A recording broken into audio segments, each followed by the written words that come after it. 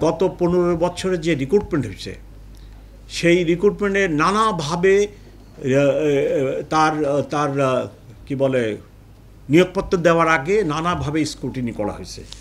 Scrutiny করে উনি বা সে কোন দলের লোক, তার বাবা কোন দলের লোক, তার দাদা কোন দলের লোক, তার আরও পূর্বপুরুষেরা কোন দলের ছিল পর্যন্ত খবর নেওয়া হয়েছে।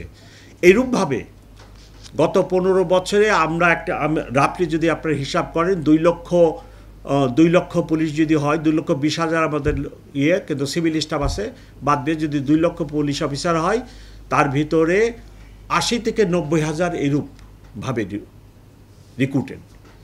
এবং আপনারা বা কর্তৃপক্ষ আমরা তো এখনই তাদেরকে এই 80 থেকে 90,000 পুলিশ অফিসারকে বলতে পারি না গো হোম। আপনাকে তো অনেকটা জেনারেস হতে হবে।